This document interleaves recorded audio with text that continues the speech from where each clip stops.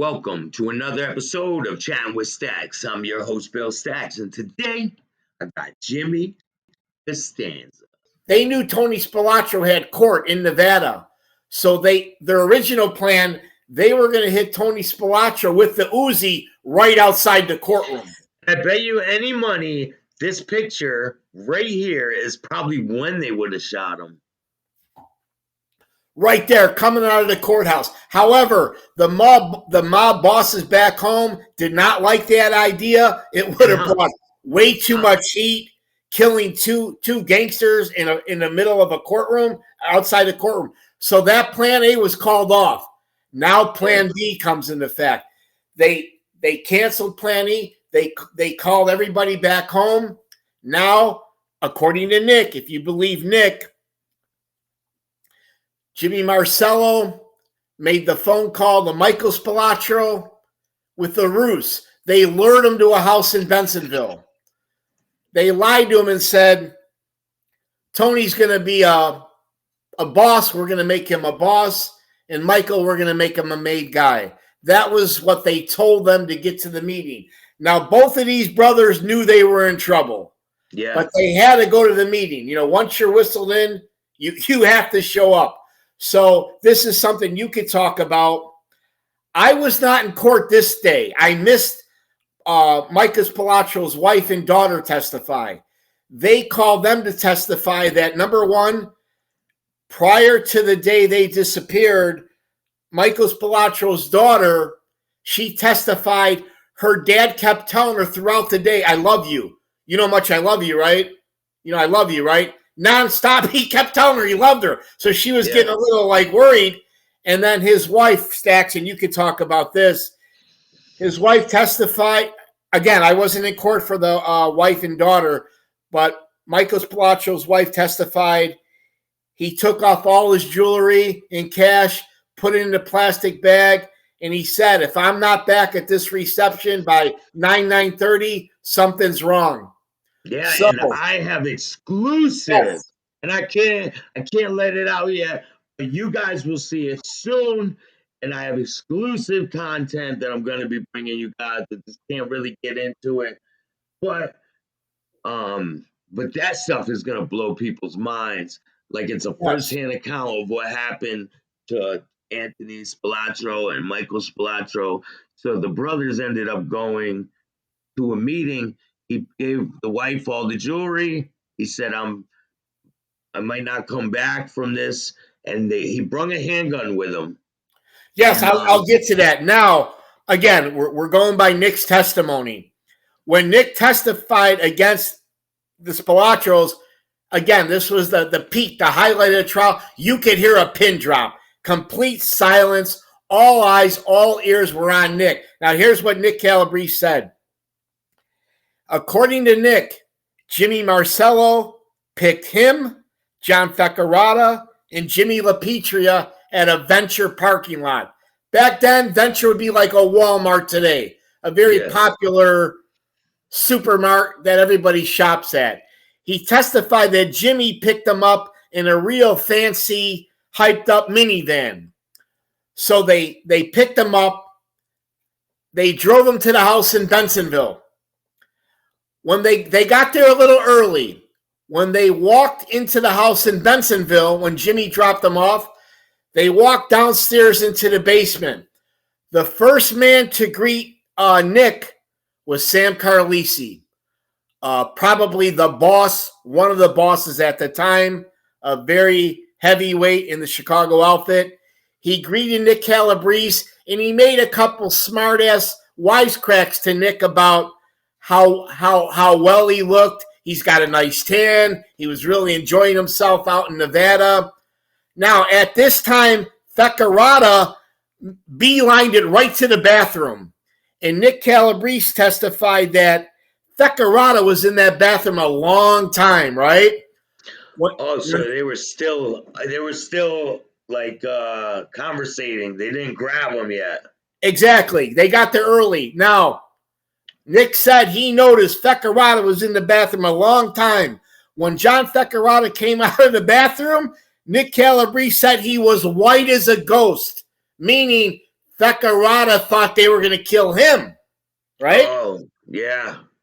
Because Fecarada, we'll get into him later, but he was on thin ice with these guys. He did a lot of things where his day was coming, right? Yeah. So all of a sudden, somebody said, they're here, they're here. So now Nick testified. Now he's getting tense. He's getting ready. He knows what's about to go down. He also testified they all had gloves on, right? So now the Spilatro brothers, Jimmy dropped him off. Michael was the first one down the stairs. Nick greeted him with a handshake. Nick knew Nick was friends with Michael. Hey, Mike, how are you? Good to see you. Right after that, he immediately grabbed his legs and held them. And then from behind, Louis the Mooch from Grand Avenue, probably over 350 pounds, strangled him with a rope. Nick testified Michael didn't put up a fight. He basically went quietly. A 22 caliber gun fell out of Michael's pants. John DeFranzo picked up the gun. He unloaded it. Now, at this time, Tony Spilatro, he sees what's going on. He knows, okay, there's no meeting. Time's up. According to Nick, he has to say a prayer. Make a long story short, all the heavyweights that were there, and I'll name them, according to Nick, I'll name them if you want, they beat and stomped the Spilatros to death. No knife, no gun. They personally beat him to death. And this is crazy. Exclusive content right here, man. You said that it's possible that the bosses were personally responsible for stomping them out. Well, I'm going to tell you who was there according to Nick. And when I heard the men that were there, in my opinion, Staxx, I don't know, but in my opinion, the men that were there wanted to personally be there to get their licks in. That's how pissed off they were at Tony Spilatro. Nick says Sam Carlisi was there, a boss. Joe Ferriola was there, the boss. John Fecarada was there. Louis the Mooch was there. John DeFranzo was there. Who else was there? Louis Marino was there. Louis the Mooch was there. John DeFranzo. It's a lot of people, man. Yeah.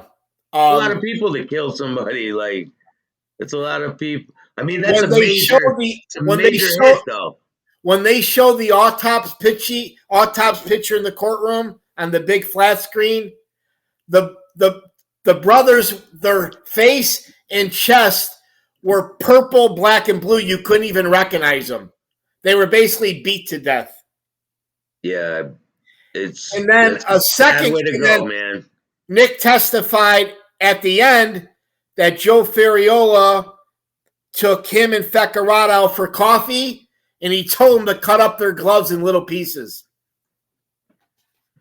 Joe Ferriola?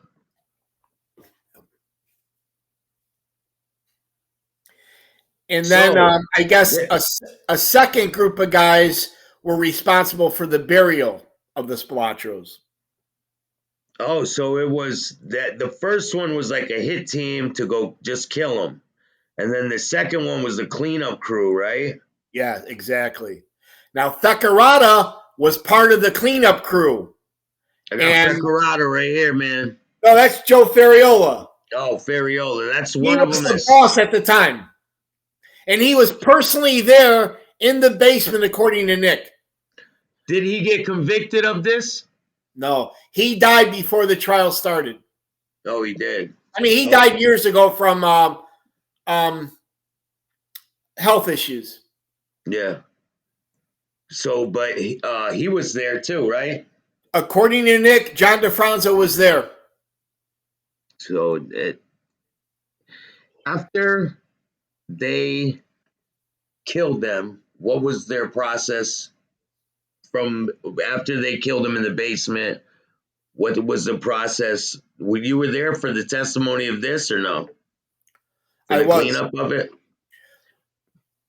A different crew were responsible for burying the Spilatros. They were supposed to never be found, right? So Fecarada Yeah, that's the hole that the farmer found. And it's interesting.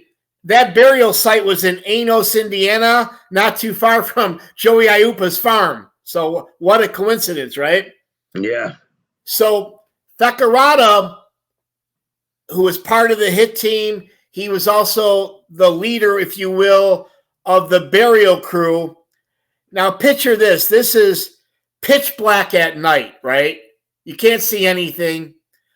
The guys had walkie-talkies, and there was some issues with the transmitters, and these guys got lost. So they panicked. Rather than dig a really, really deep hole where the brothers probably wouldn't have been found for years, they dug a shallow grave and got the hell out of there. A couple weeks later, as we all know, some farmer noticed his corn wasn't growing properly. He goes to this site. He notifies the authorities. Boom. They find the Spilotro brothers. This made big national news. By this point, the bosses have had enough of Fecarada. And shortly after they found those bodies, they decided they're killing Fecarada. Oh, they did. They killed Fecarada too? Yeah. How'd they kill him? Well, okay, like I said earlier, John Fecarada, he was a loyal soldier, a made guy in the Chinatown crew, but he did a lot of things. You know how to spell that? Fecarada, Fecoratta.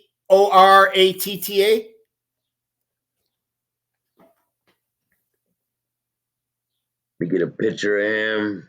Fecarada. Now, Fecarada was also, according to Nick, part of the Seaford hit too. Oh, they got him. Big John Fecarada murdered in 1986.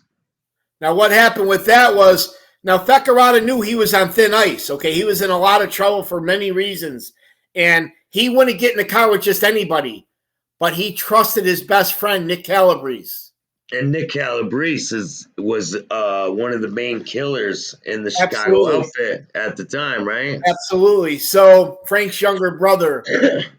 So, there's Fecarada on the left. Fecarada was known as the best wheelman in Chicago, meaning the best driver, the best getaway guy. If you did a job and you wanted a good wheelman, you called Fecarada.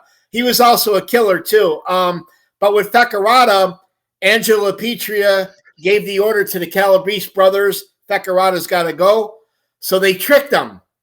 Nick Calabrese told them, hey, we gotta go to this dental office over on Belmont, and we're going to blow up this dental office because he owes us money. So Nick Calabrese put together a fake bomb made out of flares, and he had a gun. So now they're in the parking lot on Belmont. I forget where. Let's just say Belmont, Austin, Belmont Central. And when Nick Calabrese went down to get the fake bomb, he pulled out a gun. Fecarada caught the play. Fecarada said to him, oh, no, not you. So Fecarada and Nick are struggling. The gun went off. Nick had no idea. Nick accidentally shot himself. So now Fecarada knows this is it. They're finally gonna hit me.